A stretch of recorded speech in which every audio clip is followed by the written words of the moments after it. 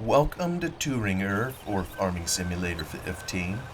We now continue in our reading of The Octopus, A Story of California by Frank Norris, Chapter 4. Everywhere throughout the great San Joaquin, unseen and unheard, 1,000 plows upstirred the land, tens of thousands of shears clutched deep into the warm, moist soil. It was a long-stroking caress, vigorous, male, powerful, for which the earth seemed panting. The heroic embrace of a multitude of iron hands gripping deep into the brown, warm flesh of the land that quivered responsive and passionate under this rude advance, so robust as to be almost an assault, so violent as to be veritably brutal. There, under the sun and under the speckless sheen of the sky, the wooing of the Titan began. The vast primal passion, the two world forces, the elemental male and female locked in a colossal embrace, at grapples in the throes of an infinite desire, at once terrible and divine. Knowing no law, untamed, savage, natural, sublime. From time to time, the gang in which the enemy worked halted on the signal from foreman or overseer. The horses came to a standstill, the vague clamor of the work lapsed away. Then the minutes passed. The whole work hung suspended. All up and down the line, one demanded what had happened. The division superintendent galloped past, perplexed and anxious. For the moment, one of the plows was out of order. A bolt had slipped, a lever refused to work, or a machine had become immobilized in heavy ground, or a horse had lamed himself. Once even, toward noon, an entire plow was taken out of the line, so out of gear that a messenger had to be sent to the division forge to summon the machinist. Annixter had disappeared. He had ridden farther on to the other divisions of his ranch to watch the work in progress there. At 12 o'clock, according to his orders, all the division superintendents put themselves in communication with him by means of the telephone wires that connected each of the division houses, reporting the condition of the work, the number of acres covered, the prospects of each plow traversing its daily average of 20 miles. At 12:30, Vanamy and the rest of the drivers ate their lunch in the field, the tin buckets having been distributed to them that morning after breakfast. But in the evening, the routine of the previous day was repeated, and Vanamy, unharnessing his team, riding one horse and leading the others, returned to the division barns and bunkhouse. It was between 6 and 7 o'clock. The 100 men of the gang threw themselves upon the supper the Chinese cooks had set out in the shed of the eating house, long as a bowling alley, unpainted, crude, the seats, benches, the table covered with oilcloth. Overhead, a half-dozen kerosene lamps flared and smoked. The table was taken as if by assault. The clatter of iron knives upon the tin plates was as the reverberation of hail upon a metal roof. The plowmen rinsed their throats with great draughts of wine, and their elbows wide, their foreheads flushed, resumed the attack upon the beef and bread, eating as though they would never have enough. All up and down the long table, where the kerosene lamps reflected themselves deep in the oilcloth cover, one heard the incessant sounds of mastication and saw the uninterrupted movement of great jaws. At every moment, one or another of the men demanded a fresh portion of beef, another pint of wine, another half loaf of bread. For upwards of an hour the gang ate. It was no longer a supper, it was a veritable barbecue, a crude and primitive feasting, barbaric, Homeric. But in all this scene, enemy saw nothing repulsive. Presley would have abhorred it, this feeding of the people, this gorging of the human animal, eager for its meat. Enemy, simple, uncomplicated, living so close to nature and the rudimentary life, understood its significance. He knew very well that within a short half-hour after this meal, the men would throw themselves down in their bunks to sleep without moving, inert and stupefied with fatigue till the morning. Work, food, and sleep, all life reduced to its bare essentials, uncomplex, honest, healthy. They were strong, these men, with the strength of the soil they worked, in touch with the essential things, back again to the starting point of civilization, coarse, vital, real, and sane. For a brief moment immediately after the meal, pipes were lit, and the air grew thick with fragrant tobacco smoke. On a corner of the dining room table, a game of poker was begun. One of the drivers, a Swede, produced an accordion. A group on the steps of the bunkhouse listened, with alternate gravity and shouts of laughter, to the acknowledged storyteller of the game. But soon the men began to turn in, stretching themselves at full length on the horse blankets in the rack-like bunks. The sounds of heavy breathing increased steadily, lights were put out, and before the afterglow had faded from the sky, the game was asleep. The enemy, however, remained awake. The night was fine, warm, the sky silver-gray with starlight. By and by there would be a moon. In the first watch after the twilight, a faint puff of breeze came up out of the south. From all around, the heavy penetrating smell of the new-turned earth exhaled steadily into the darkness. After a while, when the moon came up, he could see the vast brown breast of the earth turned toward it. Far off, distant objects came into view. The giant oak tree at Hooven's ranch house near the irrigating ditch on Los Muertos, the skeleton-like tower of the windmill on Annixter's home ranch, the clump of willows along Broderson Creek close to the Long Trestle, and last of all the venerable tower of the Mission of San Juan on the high ground beyond the creek. Thitherward, like homing pigeons, Vanamy's thoughts turned irresistibly. Near to that tower just beyond, in the little hollow, hidden now from his sight, was the seed ranch where Angel Varian had lived. Straining his eyes, peering across the intervening levels, Vanamy fancied he could almost see the line of venerable pear trees in whose shadow she had been accustomed to wait for him.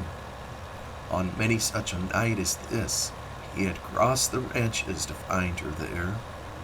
His mind went back to that wonderful time of his life, 16 years before this, when Angel was alive, when they too were involved in the sweet intricacies of a love so fine, so pure, so marvelous, that it seemed to them a miracle, a manifestation, a thing veritably divine, put into the life of them and the hearts of them by God himself. To that they had been born. For this love's sake they had come into the world, and the mingling of their lives was to be the perfect life, the intended ordained union of the soul of man with the soul of woman, indissoluble, harmonious as music, beautiful beyond all thought, a foretaste of heaven, a hostage of immortality. No, he, Vanamy, could never forget. Never was the edge of his grief to lose its sharpness, never would the lapse of time blunt the tooth of his pain. Once more as he sat there, looking off across the ranches, his eyes fixed on the ancient campanile of the Mission Church. The anguish that would not die leaped at his throat, tearing at his heart, shaking him and rending him with a violence as fierce and as profound as if all had been a yesterday. The ache returned to his heart, a physical keen pain.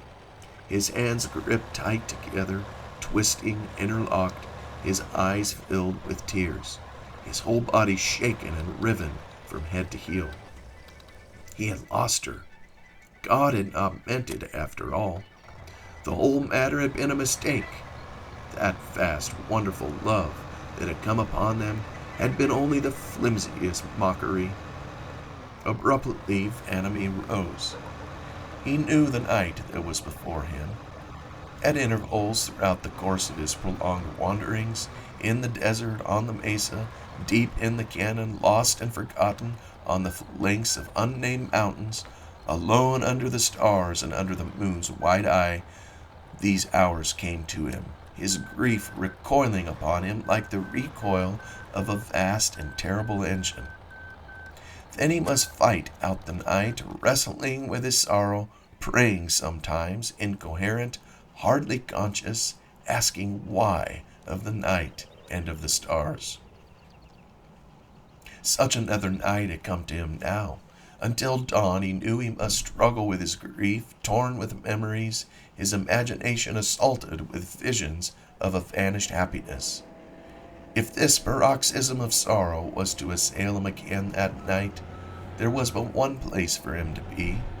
He would go to the mission. He would see Father Soria. He would pass the night in the deep shadows of the aged pear trees in the mission garden. He struck out across the Quinsabe, his face, the face of an ascetic, lean, brown, infinitely sad, set toward the mission church. In about an hour he reached and crossed the road that led northward from Guadalajara toward the seed ranch, and a little farther on, forded Broderson Creek, where it ran through one corner of the mission land. He climbed the hill and halted, out of breath from his brisk walk, at the end of the colonnade of the mission itself. Until this moment, Vanity had not trusted himself to see the mission at night. On the occasion of his first daytime visit with Presley, he had hurried away even before the twilight had set in, not daring for the moment to face the crowding phantoms that in his imagination filled the mission garden after dark. In the daylight, the place had seemed strange to him. None of his associations with the old building and its surroundings were those of sunlight and brightness. Whenever during his long sojourns in the wilderness of the Southwest he had called up the picture in the eye of his mind, it had always appeared to him in the dim mystery of moonless nights, the venerable pear trees black with shadow, the fountain a thing to be heard rather than seen. But as yet he had not entered the garden. That lay on the other side of the mission. Vanity passed down the colonnade with its uneven pavement of worn red bricks to the last door by the belfry tower, and rang the little bell by pulling the leather thong that hung from a hole in the door above the knob.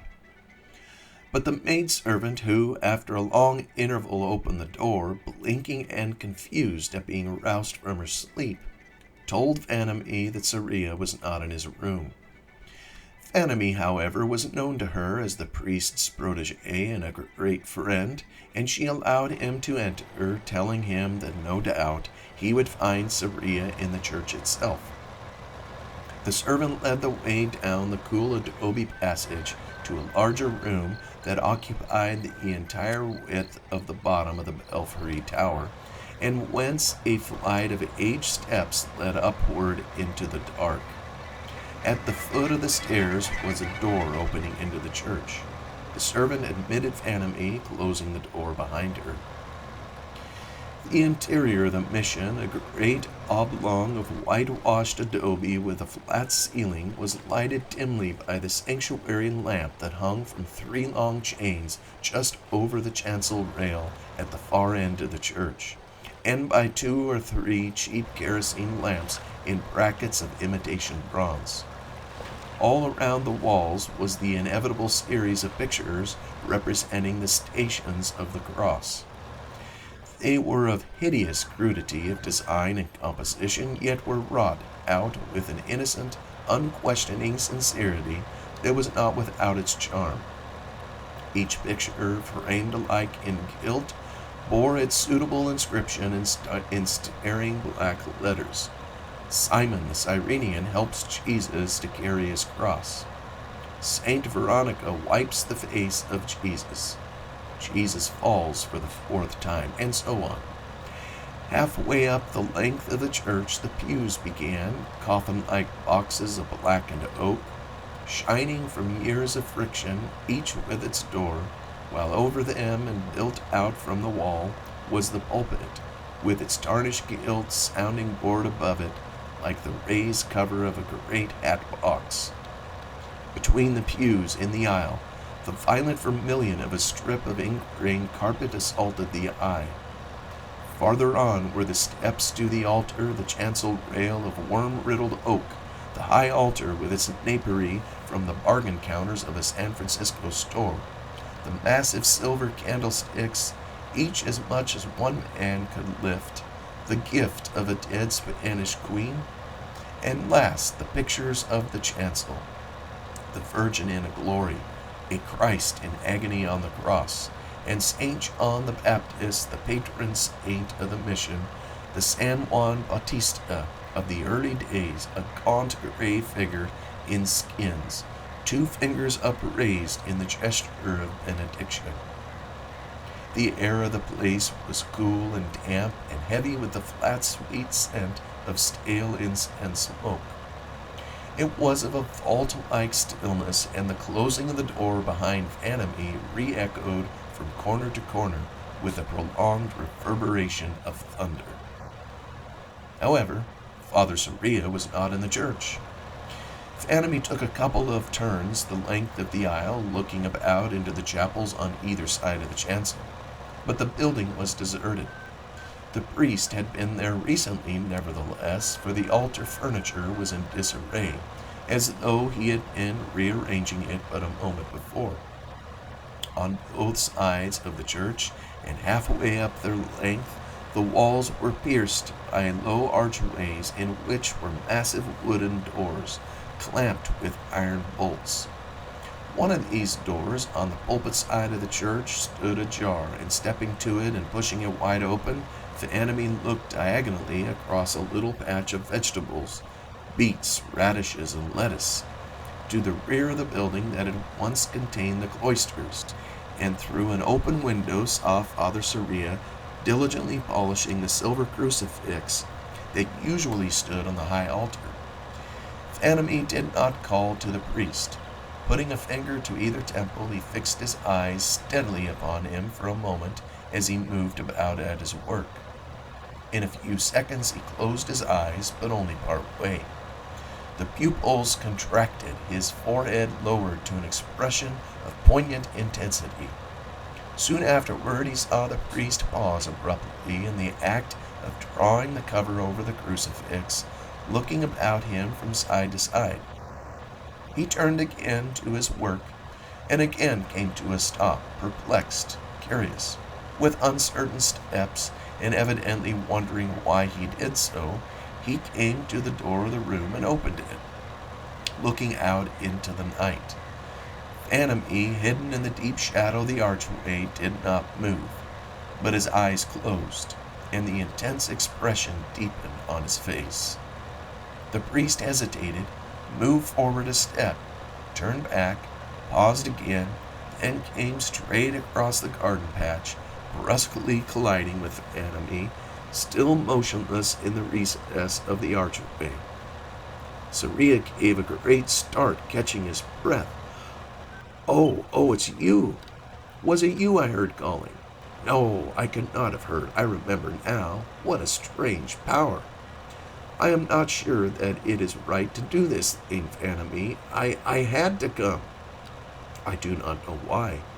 It is a great force, a power. I don't like it. Vanamy, sometimes it frightens me. Vanamy put his chin in the air. If I had wanted to, sir, I could have made you come to me from back there in the King's Abbey Ranch. The priest shook his head. It troubles me, he said, to think that my own will can count for so little. Just now I could not resist. If a deep river had been between us, I must have crossed it. Suppose I had been asleep now. It would have been all the easier, answered Vanamee. I understood as little of these things as you. But I think if you had been asleep, your power of resistance would have been so much the more weakened. Perhaps I should not have waked. Perhaps I should have come to you in my sleep. Perhaps. Sarria crossed himself. It is occult, he hazarded. No, I do not like it, dear fellow. He put his hand on Vanamee's shoulder. Don't call me that way again. Promise. See? He held out his hand. I am all of a tremble. There, we won't speak of it further. Wait for me a moment. I have only to put the cross in its place and a fresh altar cloth, and then I am done. Tomorrow is the feast of the Holy Cross, and I am preparing against it. The night is fine. We will smoke a cigar in the cloister garden. A few moments later, the two passed out of the door on the other side of the church, opposite the pulpit, Sarria adjusting a silk skull cap on his tonsured head. He wore his cassock now and was far more the churchman in appearance than when Vanamee and Presley had seen him on a former occasion. They were now in the cloister garden. The place was charming. Everywhere grew clumps of palms and magnolia trees. A grapevine over a century old occupied a trellis in one angle of the walls which surrounded the garden on two sides. Along the third side was the church itself, while the fourth was open, the wall having crumbled away, its side marked only by a line of 8 great pear trees, older even than the grapevine, gnarled, twisted, bearing no fruit. Directly opposite the pear trees, in the south wall of the garden, was a round, arched portal, whose gate giving upon the esplanade in front of the mission was always closed. Small graveled walks, well kept, bordered with mignonette, twisted about the flower beds and underneath the magnolia trees. In the center was a little fountain in a stone basin green with moss, while just beyond, between the fountain and the pear trees, stood what was left of a sundial, the bronze gnomon, green with the beatings of the weather, the figures on the half-circle of the dial worn away, illegible. But on the other side of the fountain, and directly opposite the door of the mission, ranged against the wall, were 9 graves, 3 with headstones, the rest with slabs. 2 of Sarria's predecessors were buried here. 3 of the graves were those of mission Indians. One was thought to contain a former alcalde of Guadalajara. 2 more held the bodies of De La Cuesta and his young wife, taking with her to the grave the illusion of her husband's love. And the last one, the 9th, at the end of the line, nearest the pear trees, was marked by a little headstone, the smallest of any, on which, together with the proper dates, only 16 years apart, was cut the name Angel Varian. But the quiet, the repose, the isolation of the little cloister garden was infinitely delicious. It was a tiny corner of the great valley that stretched in all directions around it, shut off, discreet, romantic, a garden of dreams, of enchantments, of illusions. Outside there, far off, the great grim world went clashing through its grooves. But in here, never an echo of the grinding of its wheels entered to jar upon the subdued modulation of the fountain's uninterrupted murmur. Sarria and Vanamee found their way to a stone bench against the side wall of the mission near the door from which they had just issued, and sat down, Sarria lighting a cigar, Vanamee rolling and smoking cigarettes in Mexican fashion. All about them widened the fast calm night. All the stars were out, the moon was coming up, there was no wind, no sound. The insistent flowing of the fountain seemed only as a symbol of the passing of time. a thing that was understood rather than heard, inevitable, prolonged. At long intervals, a faint breeze, hardly more than a breath, found its way into the garden over the enclosing walls, and passed overhead, spreading everywhere the delicious mingled perfume of magnolia blossoms, of mignonette, of moss, of grass, and all the calm green life silently teeming within the enclosure of the walls. From where he sat, Vanamee, turning his head, could look out underneath the bare trees to the north. Close at hand, a little valley lay between the high ground on which the mission was built and the line of low hills just beyond Broderson Creek on the Quinsabe. In here was the seed ranch which Angel's people had cultivated, a unique and beautiful stretch of 500 acres, planted thick with roses, violets, lilies, tulips, iris, carnations, tuberoses, poppies, heliotrope, all manner and description of flowers, 500 acres of them, solid, thick, exuberant, blooming and fading, and leaving their seed or slips to be marketed broadcast all over the United States. This had been the vocation of Angel's parents, raising flowers for their seeds. All over the country the seed ranch was known, but it was arid, almost dry. But when in full flower toward the middle of summer, the sight of these 5,000 acres royal with color, vermilion, azure, flaming yellow, was a marvel.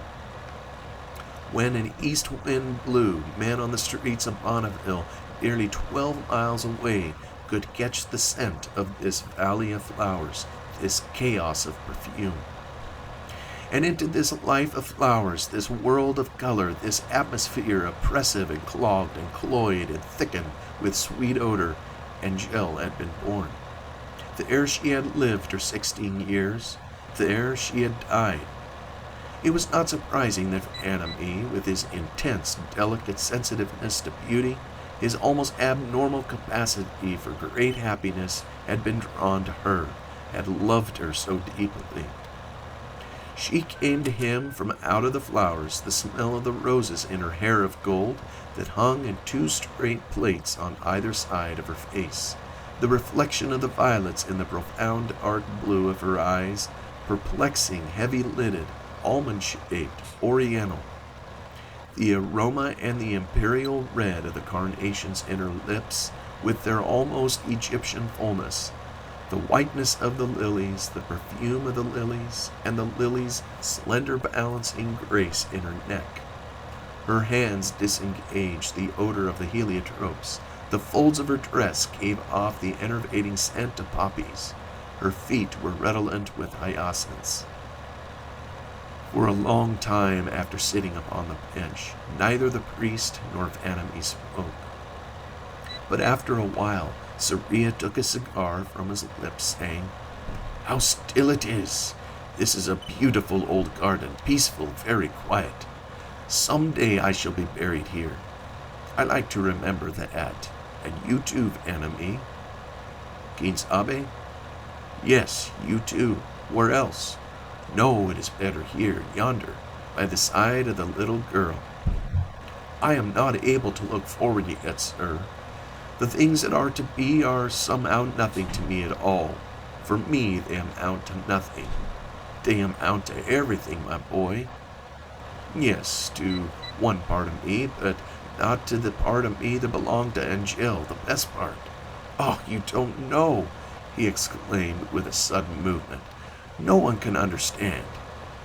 What is it to me when you tell me that sometime after I shall die, too, somewhere, in a vague place you call heaven, I shall see her again? Do you think that the idea of that ever made anyone's sorrow easier to bear, ever took the edge from anyone's grief?" "But you believe that?" "Oh, believe, echoed the other. "What do I believe? I don't know. I believe or I don't believe. I can remember what she was, but I cannot hope what she will be. Hope, after all, is only a memory seen reversed. When I try to see her in another life, whatever you call it, heaven, beyond the grave, this vague place of yours.